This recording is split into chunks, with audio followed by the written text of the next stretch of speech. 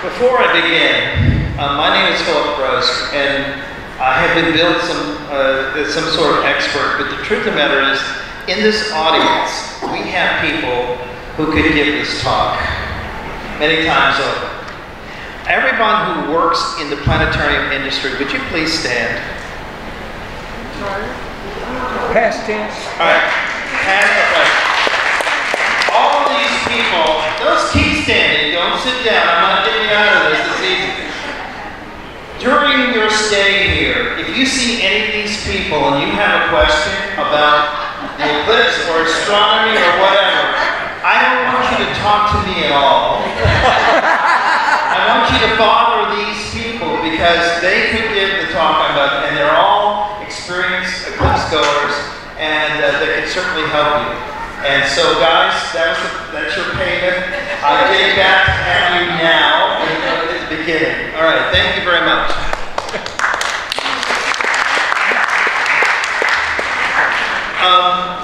The title of this is, there's a couple of titles of this show. This is the first one. Don't do that, you'll go blind. There are a lot of things that we've been told that we do that could make that happen. But on Monday, there's an eclipse of the sun, and the truth of the matter is that you can go blind looking at the sun any day of the week, and any time or so on. But normally most of us are smart enough never to look directly at the sun, but now we have a reason to look at the sun, and so everyone is scared to death of the sun. And before this is over, I want you to learn to love the sun, embrace the sun, and not go blind. Okay. Everyone knows what a solar eclipse is made of, at least I hope you do by now. And that is, of course, it's when the moon passes between the sun and the earth. That's a very simple explanation. When it happens, there's a shadow that is created of the moon that passes along the surface of the earth. And when you're in that shadow, the sun is blocked. Now, this is one of the few places, in fact, it's the only place in the solar system where the moon exactly blocks the surface of the sun. There are eclipses that happen on other planets, but only on planet Earth is this happening. It's not going to always happen, as I'll talk about later. Now, a lunar eclipse occurs, and it's a little different, occurs when the moon passes into the Earth's shadow. In that case, half of the Earth can see the solar eclipse. Actually, lunar eclipses are rarer than solar eclipses. But because half the planet can see it, it's not thought of being rare. Many people have seen a lunar eclipse. How many of you have ever seen a total solar eclipse? Total solar. Usually about 1% of the population raises their hand. And we have a little more than that because we have some eclipse stories here. But it's very rare to see that, and that's because the shadow, going back to the previous image, is that it only puts a small shadow that can be as small as an inch and as wide as 170, 200 miles wide, depending upon how close the moon is to the Earth at this time. So let's talk a little bit about that. We know that this occurs when the moon passes between the sun and the Earth, casting a small shadow, and there's an outer shadow called the pinhole. And in that outer shadow, that's when people see partial eclipses. So for everyone else in the United States who are not in this line, or poor beings, and you'll see why in a minute. I feel sorry for you. At the end, we're going to see a prayer together. That is a very rare event. Now, I'm very blessed tonight because I have with me Chris Miller. I want to let him stand up here. Chris, stand up. I was at a meeting a couple of weeks ago, and Chris showed me a recreation of an eclipse technology that I couldn't believe. It was so dumb and so simple. And yet, it was so brilliant. And so what I'm going to show it to you, and for all of you who are educators in this group, this is probably the best solar eclipse demonstration I have ever seen. So I stole it. And I'm going to present it here tonight. I'm going to start by blocking this projector. Okay? And can you turn off that light? The one that's right here.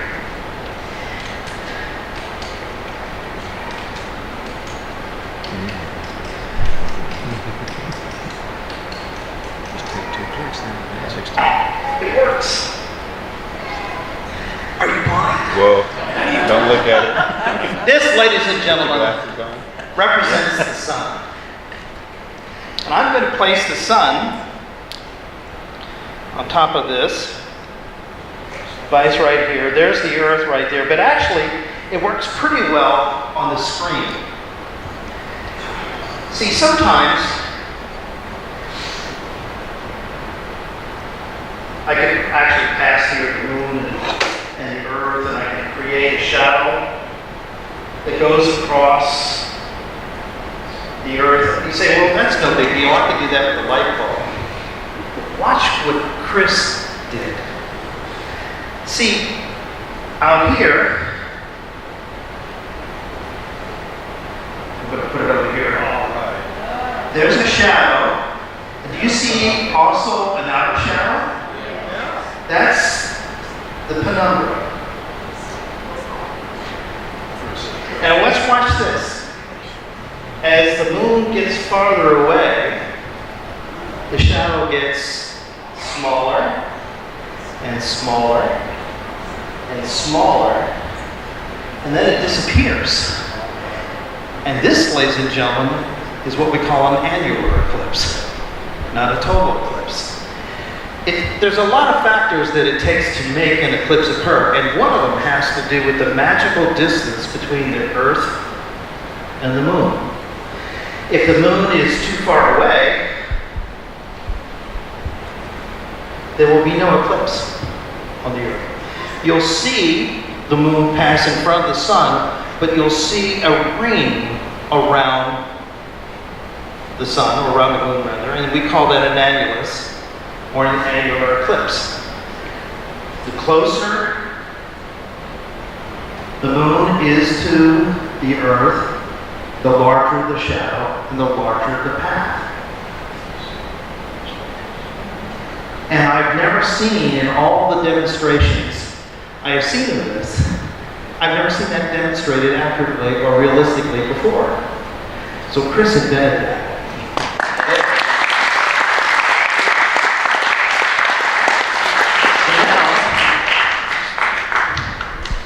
Can I have your help, please? You get to be the Earth. I want you to hold this up, about like that. We'll put the United States there. You can hold it like that. You got it? You drop it, we're all going to die. So watch what happens here.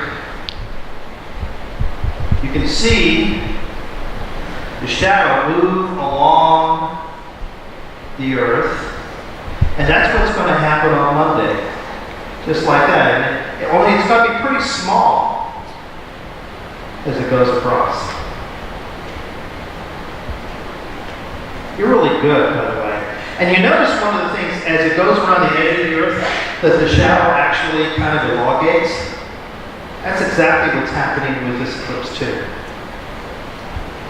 The only time it's really sharp and right over actually is near us. Okay, you can put it in. You're a good Earth.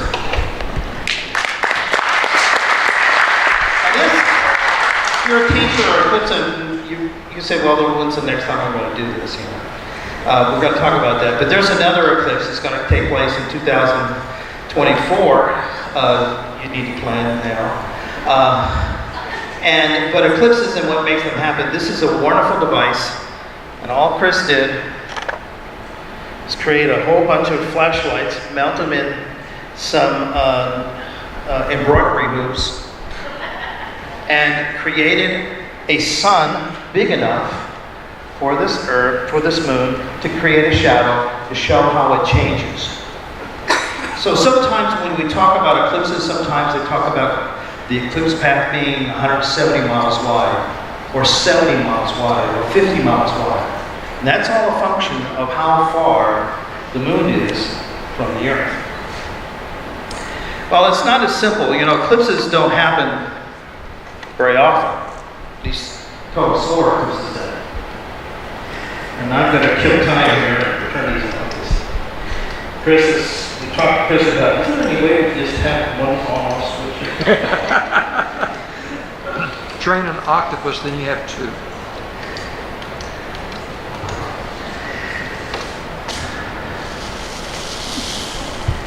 We talk about the orbit of the Earth. The orbit of the Earth goes around the sun. We often think about it as being a plane. Say my head is the sun, and the Earth goes around it in this plane. We call this the Earth's orbit. The moon also goes around the Earth in a plane. It would be great if these two planes were the same plane, like this. Then eclipses would happen every month. But it doesn't happen that way. You see, actually, the moon's orbit is tilted compared to the orbit of the Earth. It's tilted about 5 degrees.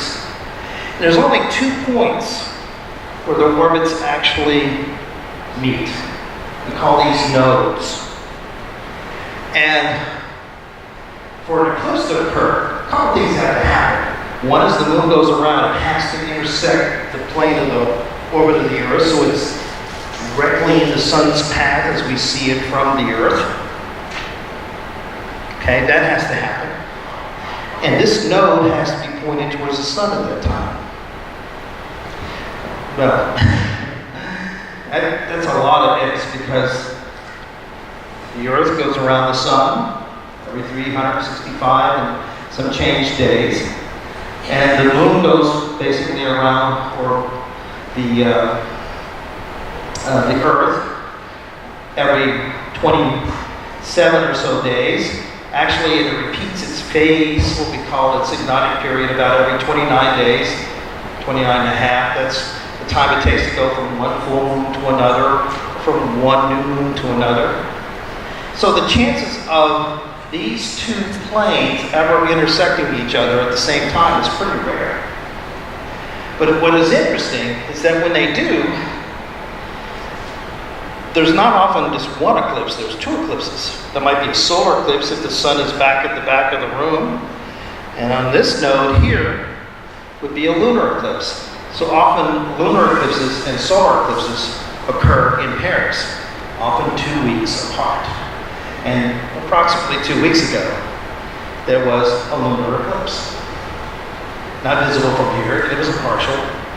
But nevertheless, lunar eclipses and solar eclipses are often tied to each other.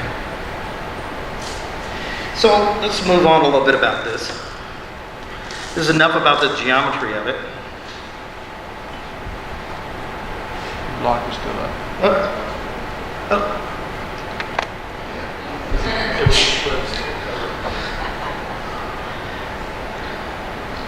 This is a image from a geostationary Japanese satellite.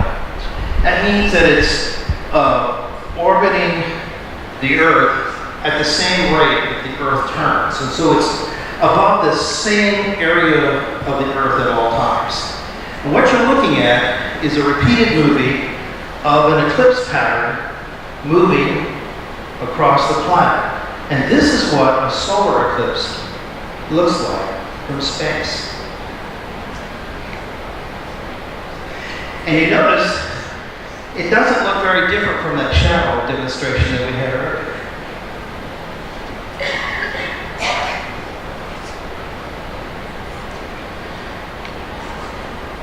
It's going to repeat it here. I'm going to see if I can get out of this. Is the bright spot there? Yes, that's exactly what it was. Great American Solar Eclipse of August 2017. That's why everyone's here, this event. There's a fact. We have 2 days remaining, and every person in North America will be affected in some way by this eclipse. That sounds like really kind of a brash statement to say, doesn't it? It's kind of like, I mean, it's like, wow, that's really full of hyperbole. That can't be true. But it is true. Right now, you can't turn on the television without hearing about this damn eclipse. Whether it be the Weather Channel or CNN or Fox News or MSNBC, everybody is consumed by this eclipse in some form or another. But there are many direct ways. Every place in North America will be able to see some aspect of this eclipse, whether it be a partial eclipse or a total eclipse. So everyone is kind of like in eclipse, whatever medium it is. And it has actually some serious implications. Think about it. When the eclipse occurs, it will get dark, at least for the people who are in the path of totality or very near it, like at the 99 percentile eclipse point. All streetlights will come on. Now you think about it, our whole way that we generate electricity is timed to be consumed in different ways. Now we're going to add an overload of all the street lights coming on top of everything else. And right now power companies are really working hard trying to figure out how they can compensate for this advanced load. So it's affecting people in all kinds of weird ways you may not have ever thought of. This is the totality path. It takes almost 2 hours for this shadow to move from basically from Salem, Oregon, all the way to Charleston. And there are a number of great cities that happen to be in its path, from Salem to Casper, Wyoming, to Lincoln, Nebraska, all the way to just south of St. Louis, into Nashville, into Columbia, South Carolina, and into Charleston. That shadow is moving at various speeds between 1,500 and 1,700 miles per hour as it moves across. So, approximately 12 million people live under that shadow path. But interestingly, 200 million people live within a day's drive.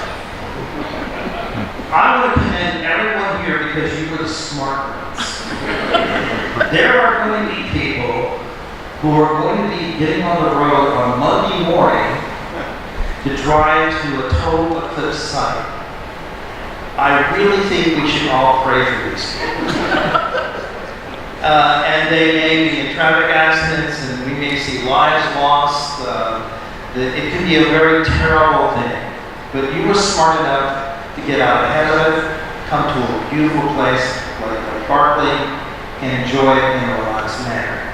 And then you're going home hopefully Tuesday when the meeting is gone. It'll happen.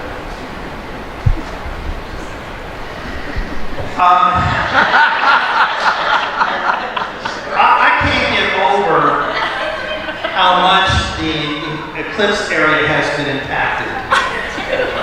And the number of people who have figured out a way to make a buck off of this. And I have to say to my conference people at Lake Barkley, they have really worked hard. One of the reasons why I chose it was because this is owned by the state of Kentucky. Unlike other hotels, like I know of Super 8s that are charging $500 and $1,000 a night right now, they can't do that, bless their hearts. But more importantly, they have made sure that this is a reasonable way of being able to afford to be in a place under the total eclipse path. But over the next day or tomorrow, if you have nothing else to do, and you haven't visited Hopkinsville, or some of the other areas around, please spend your money. You're sure there's thousands of pieces of eclipse stuff. that you'll be able to purchase. And I like this one because I think the tagline here is that moonshine. There's more than one way to go blind during an eclipse.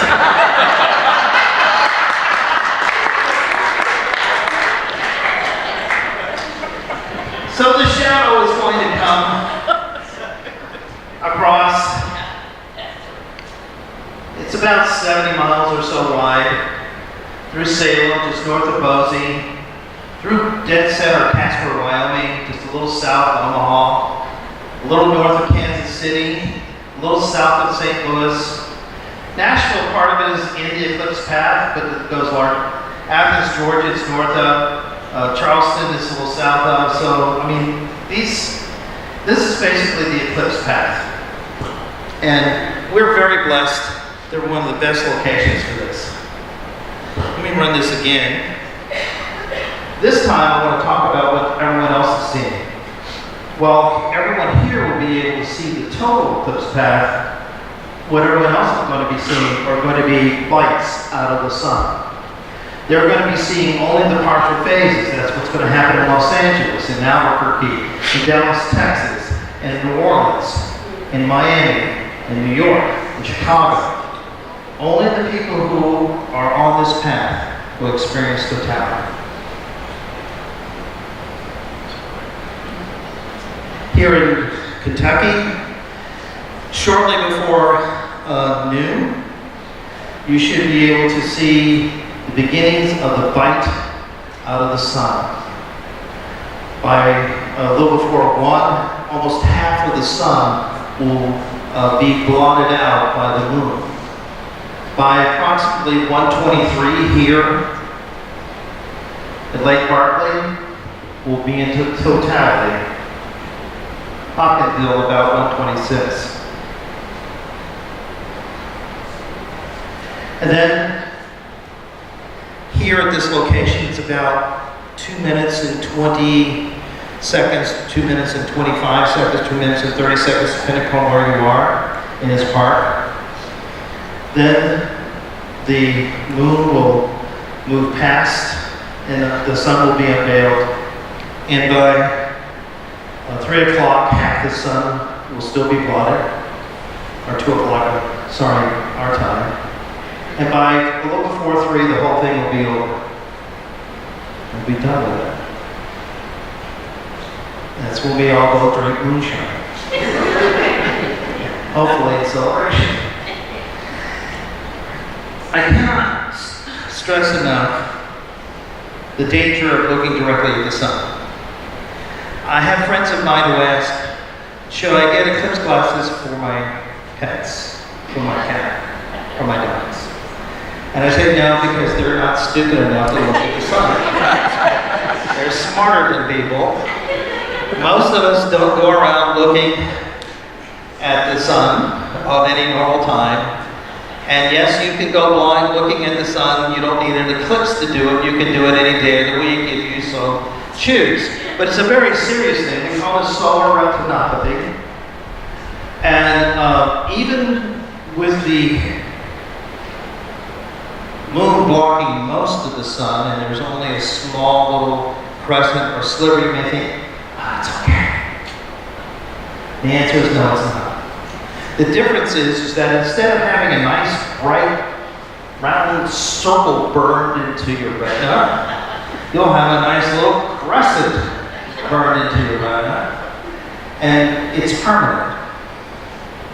There's no fix for it.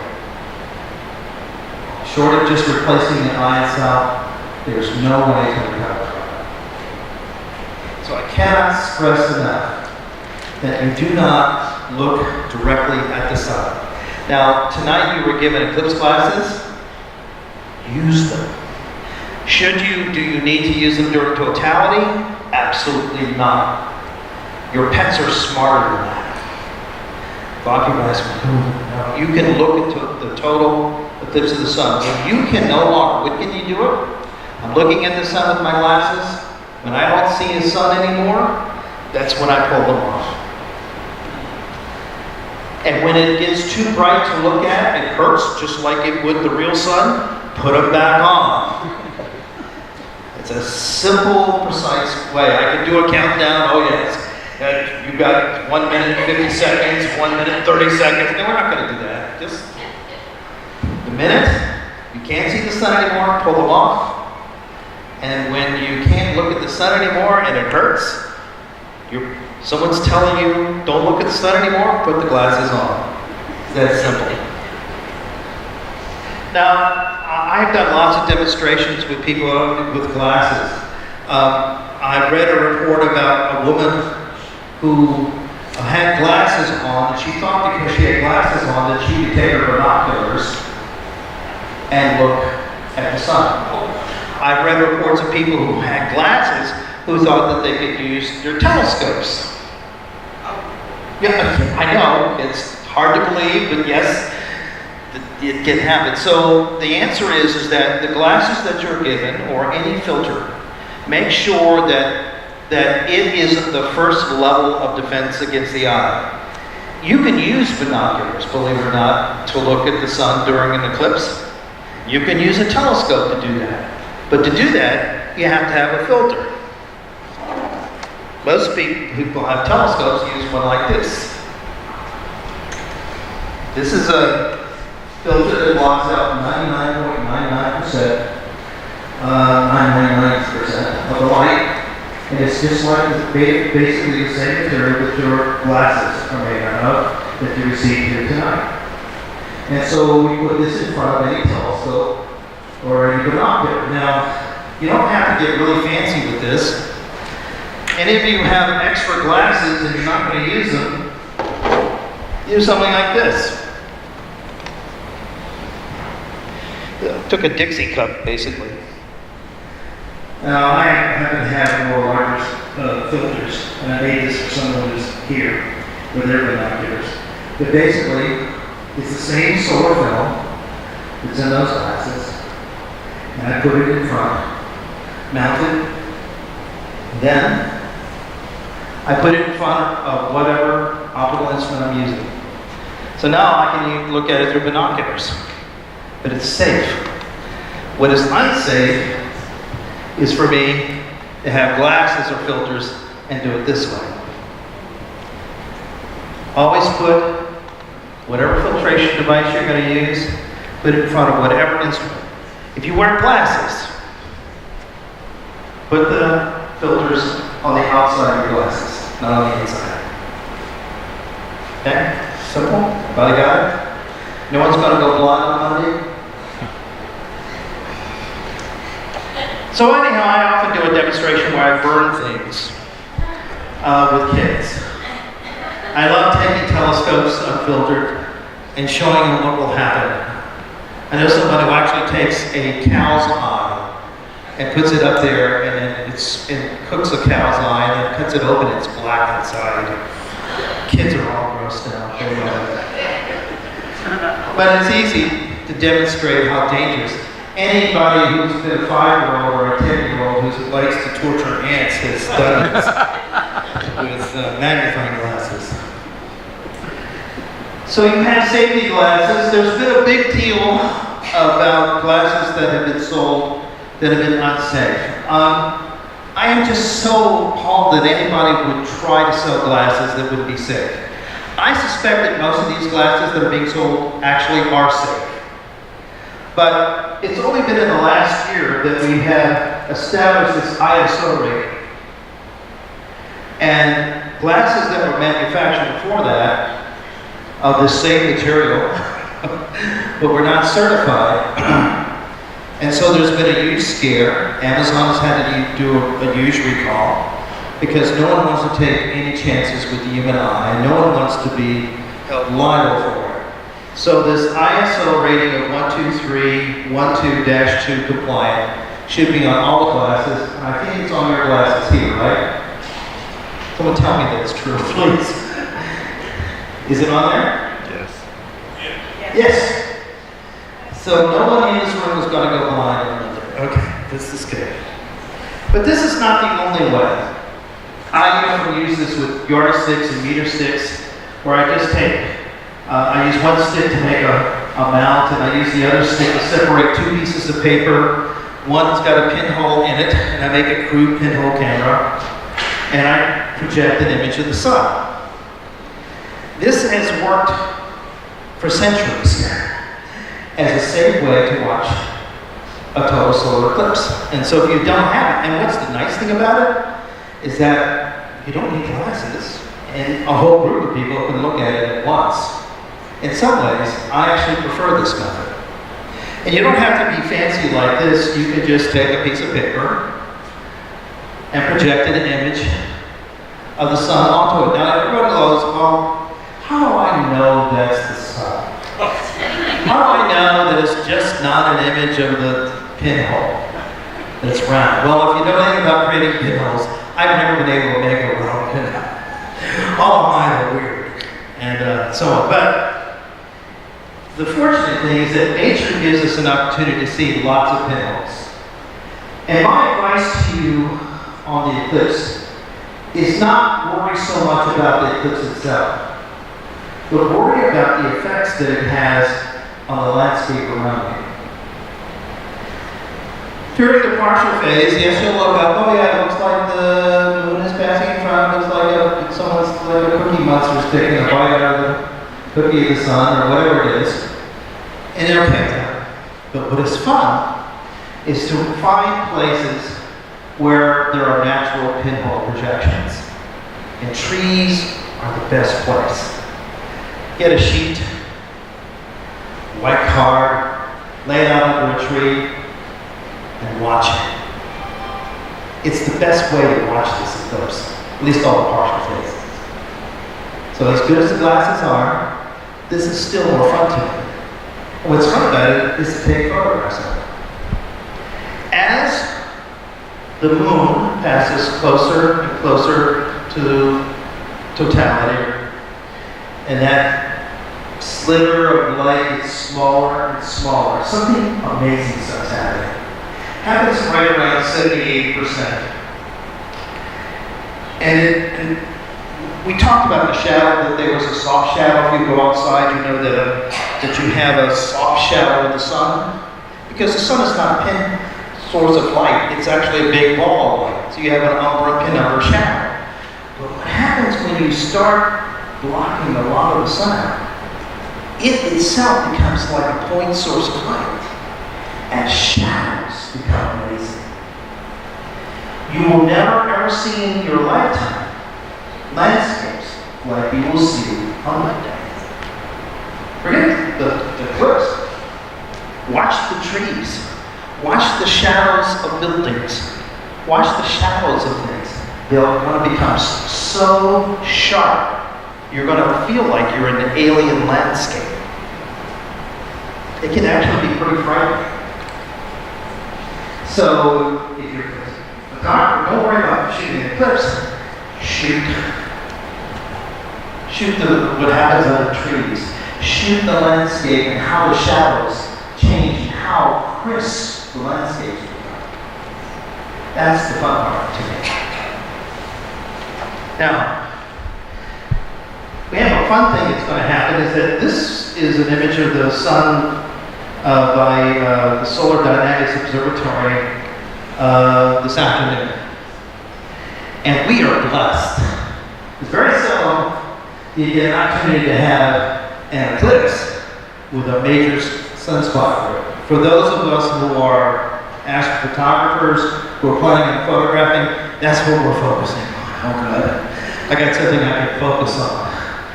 And what's going to happen is you're going to be able to have a landmark on the sun and actually watch that shadow of the moon rather pass in front of it. You'll actually be able to use those landmarks on the surface of the sun itself. There are going to be many people who are going to be out with telescopes. I'm not going to volunteer anybody because they're here to photograph the eclipse and so on.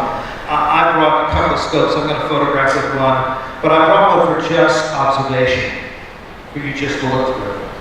And you'll be able to see these sunspots easily through that scope and watch the eclipse. So if anyone finds me or finds it, and there are going to be dozens of people out here. I suspect there are probably 50 or 60 telescopes here with people observing. And during the partial phases, you know, most of us who go to eclipses or shoot eclipses, yeah, it's fine. We're here for the main event. And we'll probably let you look through it or see it. I have some pair of binoculars that I'm going to have set up that are be able to see it. I tested this morning. You can easily see the spots with it. So here's the 800-pound gorilla on the road. What's the weather going to be like? This has kept me up for nights. I started this expedition here tonight 3 years ago. And they'll tell you here at Lake Barkley, I built this whole resort for this purpose 3 years ago, trying to get it started, and I was very worried what would happen if it were cloudy. And you can see this is the forecast as of 9:26 this morning. They do it every day that NOAA does. There have been others that have done this morning, and this is what it looked like. And you can see that actually we're still in the looks good area. I used to do weather on air weather, and I had a notorious reputation for being wrong.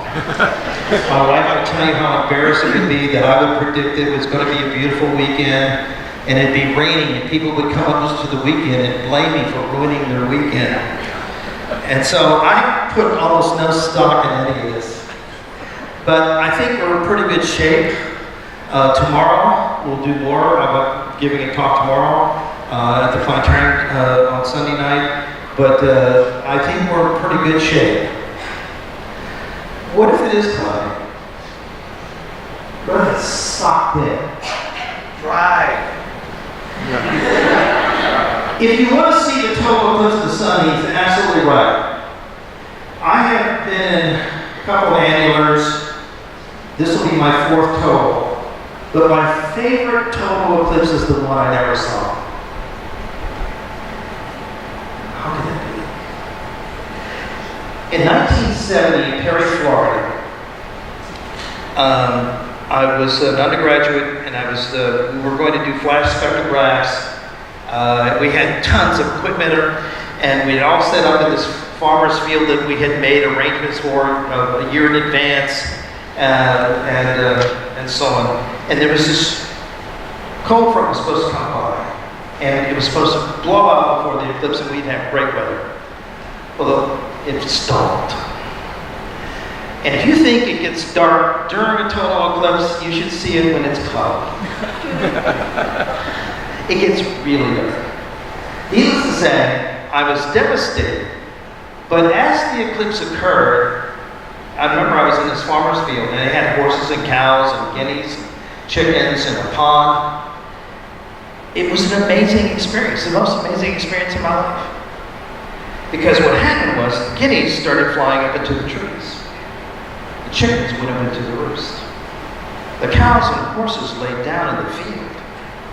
This was biblical, folks. I was scared. And the temperature dropped a great deal. We estimate right around 12 to 15. We actually measured it was around 12 degrees. The frogs started croaking. I watched flowers close. Now, had it been a perfectly clear eclipse, I would have been watching that and not watching this. So I'm going to ask you to watch this and this. Hopefully we'll have great weather. And if all you want to do is see the eclipse, then yes, you should travel. The secret to seeing an eclipse, I guarantee you, is the secret to be mobile. But for the most part, I think the worst case it looks like is that we're going to have partly cloudy skies. And my advice, unless that's the thing you really want to do, is just stay where you are. And if it happens to cloud up, take advantage of it. Don't see it as a bad thing. It's a great thing. And I have proof of that. So I want to talk to you about the Great American Kentucky Eclipse of 1869. It's not really an American eclipse solely because it actually went into Asia across the United States. And what was amazing about it is that it was very close to our path. We're here. And the center line is that red line. And a major expedition was in Shelbyville, Kentucky. It was written up in Harper's Weekly. This is the, it was an August 7th eclipse. This is the August 20th edition of Harper's Weekly. It was the first major eclipse written up in American newspapers across the country. Others have been done, but nothing on this scale, not with photographs, not with illustrations and so on. It was a major expedition. This is a kind of a snapshot of what happened. Professor Joseph Winlock, who was director of the Harvard College Observatory, was said to be the third best telescope on a college campus into the heavens. With this $2,500 device, it was 1869. Maybe like $2 million today. Okay. Whitlock and his cadre of Harvard professors and scientists from the U.S. Postal Survey gazed into the heavens and took 85-time photographs as the total eclipse of the sun took place. 8 minutes before the total phase, the usual phenomenon of distraction among birds in the air and cattle occurred. A newspaper reported, when the sunlight commenced to become dim, a large number of citizens rushed to the college grounds, the headquarters of the observers. The newspaper piece continued. 6 minutes before totality, a deadly ashen hue overspread the countenance of all present, and for a while the faint-hearted were terrified.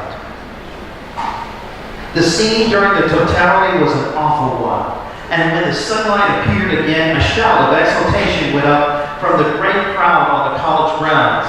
During the total darkness, a highly visible shower of meteors added to the spectacle. This is the only total eclipse where meteors were sighted. That's because it was August 7th, for those of you who are, what was that? First Ignition shower. We're not that far from it. That's one of the things I'm praying for. I want to see a meteor during a total eclipse, man. I could die from it, you know? But one of the reasons why this eclipse is important is because of Mariah Mitchell. She was professor of astronomy at Vassar. She was America's first female astronomer. She was also, at the time, she was working for the Naval Observatory, and she specialized in calculations on the position of Venus, which were used by the Naval Almanac for sailors to locate positions. She was, at the time, the only female federal employee who wasn't someone who worked as a housekeeper. Think about it.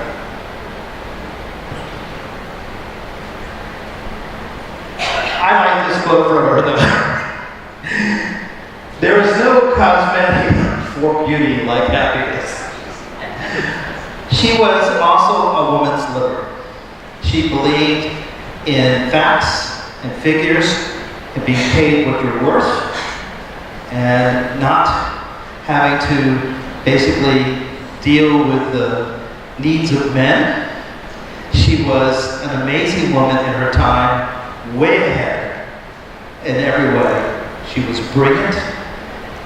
She passed on this legacy to many of their students at Vassar. And she was, or began, for many people, the women's liberation movement of the United States. So men, we have an astronomer thank for that. This is a picture of her at the expedition, by the way. There are female students at either side, and she's in the center. She was greatly revered. By the way, she was the only woman at the time who ever had a comet named after her. This is one of the pictures that were taken in 1869. I'd be happy if I got this picture. Or this one. I'm going to end with her words. There were some seconds of breathless suspense, and then the inky blackness appeared on the burning limb of the sun. All honor to my assistant, whose uniform count on and on with unwavering voice steadied my nerves. That for which we had traveled 1,500 miles had really come. we watched the movement of this moon's black disk across the less black spots on the sun's disk, and we looked for peculiarities which other observers of partial eclipses had known. The colored glasses of our telescope were several, arranged on a circular plate so that we could slip a green one in before the eye, or change it to a red one or a yellow one, if we wished to look with the eye unprotected. A vacant space could be found in the circumference in the course of an hour from the beginning of the eclipse to total phase. This was readily done. I fancied that an orange hue suited my eye best and kept in place, intending it to slip it inside and receive the full light when the darkness came out. Now it's interesting, she had done a lot of testing with filters. When you look at those glasses, by the way, it's gotta be orange. She was one of the first people that actually tested how visibility of the sun during various solar filters. And she found that orange was the most pleasing and the best and easiest to see. And to this day, that's what we do. And the glass we're going to be using tomorrow.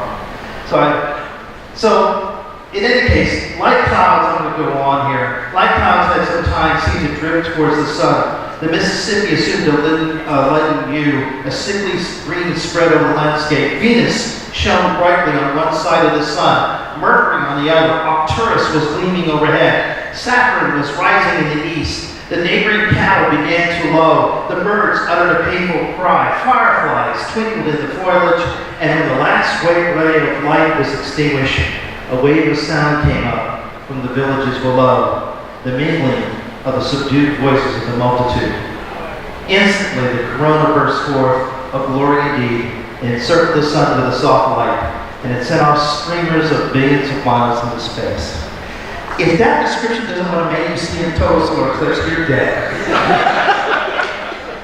Her accounting of it is amazing. For those of you who missed this, for some reason I just clicked through it, you have another opportunity. This is very rare. It's so close. On April 8, 2024, we'll come up through Mexico, actually almost pass over Chris's place in Dallas on up, and actually go very near Carbondale, Illinois, which is one of the places down, and just skirt across northern Kentucky. Will there be a time when there will be no more eclipses? The answer is yes.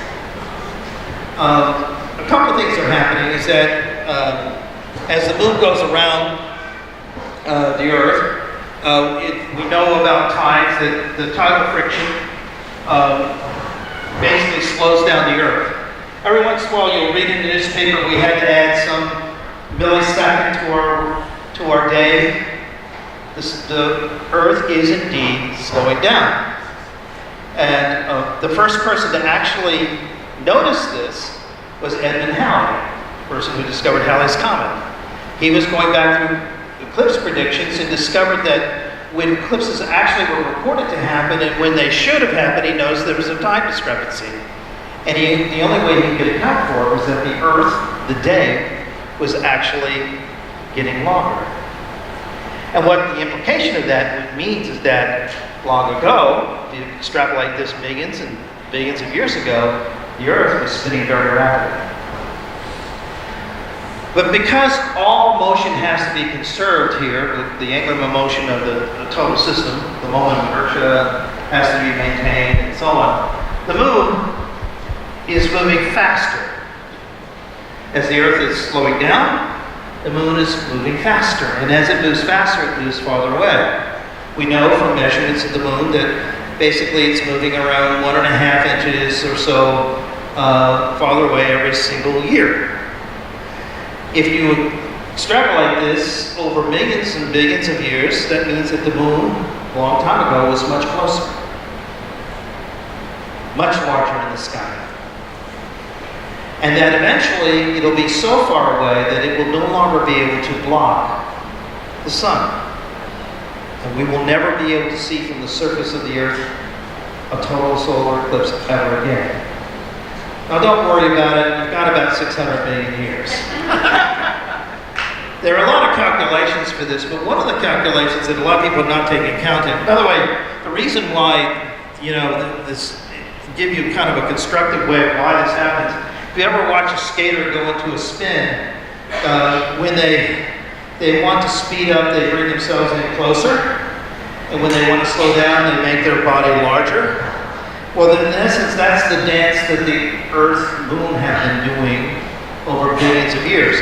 Only they're spreading themselves out farther, and in the process, the Earth is slowing down. So there's another thing that's now just I'm starting to consider, and that the sun itself is diameter is changing. We estimate that the size of the sun changes about 1% every 280 years.